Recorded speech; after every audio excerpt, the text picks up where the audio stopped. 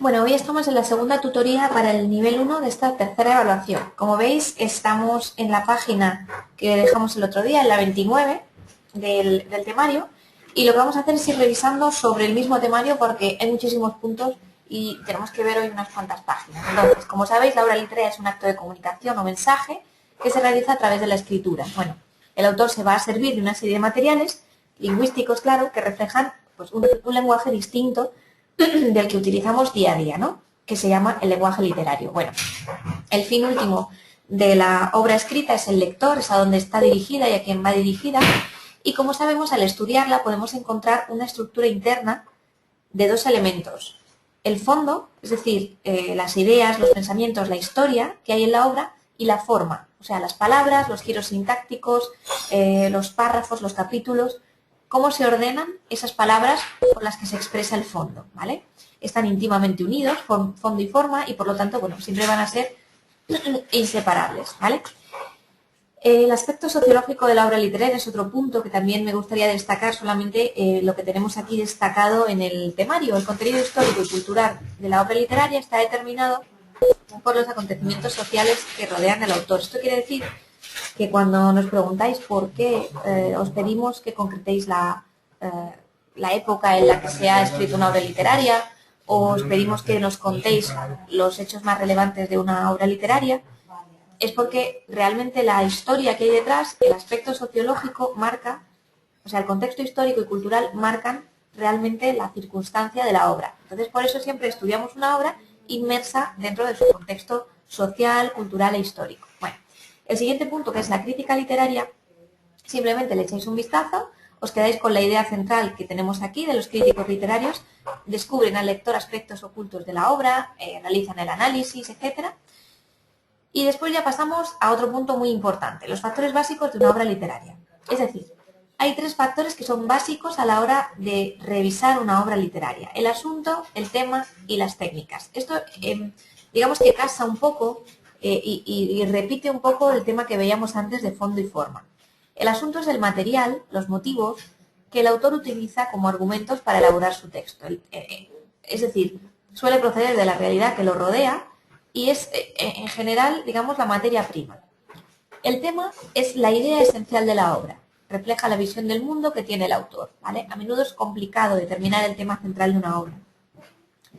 Las técnicas son, pues eso, los elementos lingüísticos que utiliza el autor. Entonces, por ejemplo, si tenemos una obra, la que sea, inventada en este caso, vamos a ejemplificarlo.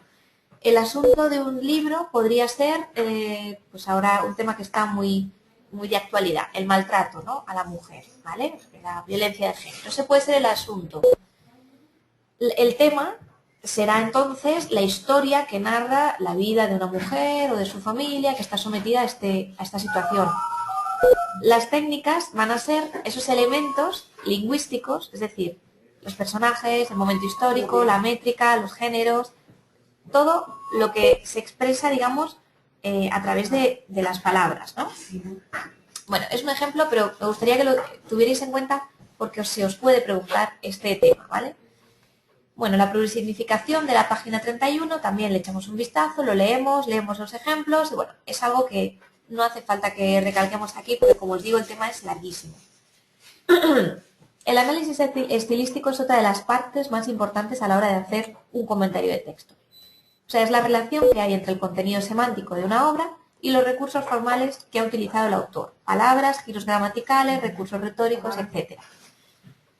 La estilística será la rama de la poética que estudia los recursos lingüísticos que un autor ha empleado, ¿vale? Por lo tanto, profundiza en las características del lenguaje. Aquí os dejamos un ejemplo de cómo se realiza un análisis de una obra de Becker y creemos que es importantísimo que lo leáis y lo leáis varias veces y lo intentéis hacer vosotros sin revisar el análisis, ¿vale? Lo intentéis hacer y luego reviséis el análisis propuesto por el libro.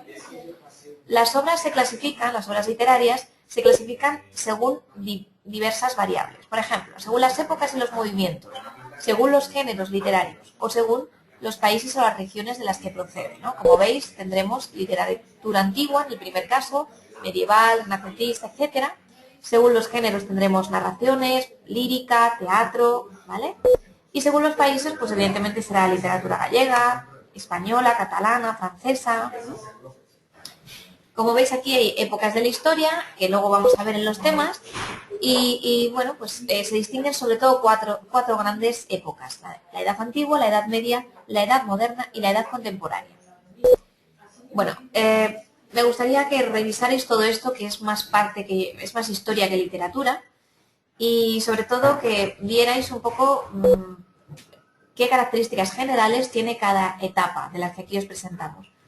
¿Por qué? Pues porque se os puede preguntar en el examen qué cuatro grandes épocas históricas que aludan a la literatura pues podemos distinguir. Entonces tendréis que responder con estas cuatro: antigua, media, moderna y contemporánea. La antigua debemos saber que abarca desde la aparición de la escritura hasta la caída del Imperio Romano, el siglo V. Entonces, ¿qué dos grandes grupos dentro de la literatura de edad antigua vamos a encontrar? Las literaturas orientales, china, india y hebrea, y las clásicas, griega y latina. En la Edad Media, el periodo que abarca sería desde el final del anterior, es decir, desde el siglo VI, hasta la toma de Constantinopla por los turcos, o el descubrimiento de América, como sabéis, en el siglo XV. Está muy influenciada por el espíritu religioso de la época. La Edad Moderna, entonces, abarcará desde la toma de Constantinopla, que hablábamos antes, es decir, el siglo XVI en este caso, al descubrimiento, el descubrimiento de América hasta la Revolución Francesa, que como sabéis es en el siglo XVIII. Bueno, por lo tanto, esta literatura estará inspirada en las literaturas clásica, griega y romana. Tendrá diversos movimientos: Renacimiento, Barroco e Ilustración, que serán hasta aquí, hasta donde nosotros estudiemos en este nivel 1, ¿vale? Hasta aquí.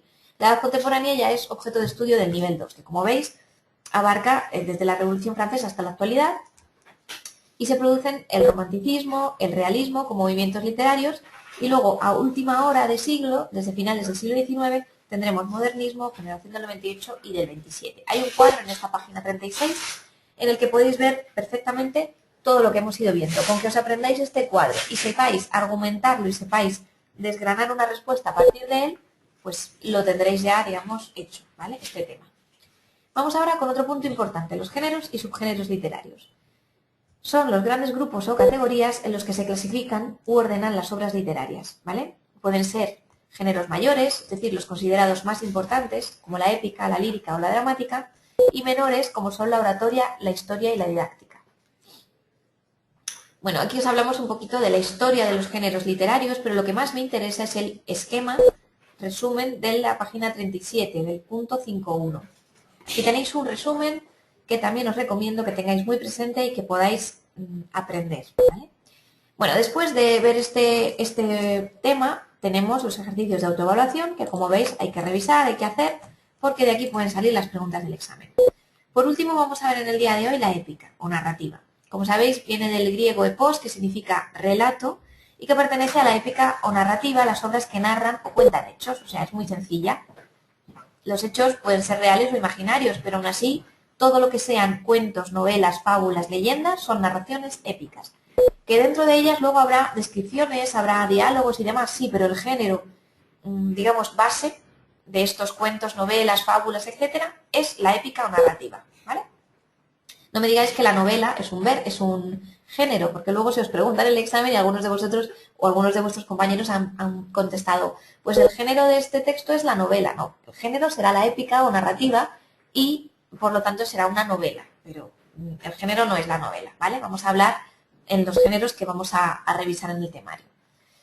La épica puede ser en verso, ya sabéis, hay dos tipos de poemas narrativos, que son los tradicionales, como la Odisea, la Ilíada, etcétera, el poema de Emilio Cid, y los poemas cultos, ¿vale? Que son, por ejemplo, la Divina Comedia. Con que os aprendáis un ejemplo de cada uno me valdría, porque si os lo pregunto, pues me valdría con que me pusierais un ejemplo y me contarais un poco. Los poemas épicos tradicionales simplemente vamos a aprender que se transmitían oralmente, que tenían un autor colectivo y que eran de gran extensión, ¿vale? Y nos aprendemos, por ejemplo, pues las epopeyas, que son, ya sabéis, los grandes poemas tradicionales en verso que se narran o cuentan hechos heroicos. La Ilíada, la Odisea o el Ramayana en la India serían ejemplos de ello. Luego tenemos los cantares de gesta, que también son poemas épicos que narraban las hazañas de héroes de la Edad Media. Los juglares eran los que se encargaban de divulgar oralmente estos poemas. Bien, como ejemplos tenemos el poema Cantar de Mio Cid, ¿vale? Que es el que más nos va a tocar a nosotros de cerca. Tenemos aquí un fragmento del Cantar de Mio Cid que considero importante para que podáis leerlo y demás, y si aparece en el examen, pues ya sabéis que tenéis que saber identificarlo. Los romances también son poemas narrativos, breves, y que tienen una gran variedad temática. Aquí ya no hablamos de héroes, sino que también hablamos de tema religioso, amoroso, etcétera. Bueno, también tenéis un ejemplo, Romance del juramento que tomó el Cid al rey Don Alonso, pues ya lo veis. Aquí un ejemplo que podéis leer, que os lo recomiendo y que, bueno, pues que tengáis en cuenta. Ya que os lo dejamos en el temario, pues por lo menos echadle un vistazo. Después tenemos esta otra gran parte o gran grupo, los poemas épicos cultos. Estos también se leían en voz alta, pero sí tienen un autor individual, a diferencia de los anteriores, también son de gran extensión y los temas son muy variados, caballerescos, filosóficos, heroicos, religiosos, ¿vale? El más importante, pues la Divina Comedia o la Eneida. Me podéis ilustrar cualquiera de los dos. Os dejamos un breve comentario de cada uno de ellos y también un fragmento de la obra, ¿vale? Entonces, bueno, esto también vendría bien que lo revisarais, que lo leyerais detenidamente. Luego tenemos la épica en prosa, que era de la que hablábamos, ¿no? El cuento y la novela, que serán los dos grandes exponentes de la épica en prosa. El cuento, si os pregunto qué podéis decirme del cuento como épica en prosa, me tenéis que decir que es un relato breve, que se clasifica en cuentos populares o tradicionales como los que tenéis aquí, y en cuentos literarios, que nacieron a partir del siglo XIX. Después tenemos la novela, ¿vale? Según la RAE, la Real Academia, una obra literaria en prosa en la que se narra una acción fingida en todo o en parte, ¿vale? Cuyo fin es causar placer estético. Bueno, la novela es mucho más extensa que el cuento, surgió en el siglo XVI y sustituía a los cantares de gesta. Entonces, bueno, las primeras grandes novelas de la historia de la literatura son El Lazarillo de Tormes, Don Quijote de la Mancha, Robinson Crusoe, etc. ¿Qué podemos decir como características? Que cuenta historias de la vida cotidiana, que incorpora a sus narraciones la manera de pensar y de sentir de los personajes y que se escribe también en prosa igual que el cuento. Bueno, aquí os hacemos un esquema en la página 49 de todo esto que estamos hablando y con ello habríamos terminado el tema. Es un tema muy largo, ¿vale? Esta primera parte es una parte muy larga, pero es necesario que la trabajéis bien para que luego al estudiar las épocas literarias podáis defender bien el examen y aprobar. Entonces, os he marcado lo que es más importante. A continuación haremos los ejercicios de autoevaluación, ¿vale? Y ya la semana que viene entraremos a trabajar la lírica, ¿de acuerdo? Pues nada, esto es lo que teníamos para hoy. Espero que os haya servido de ayuda y cualquier duda que tengáis, no tenéis más que consultarme. Muchas gracias.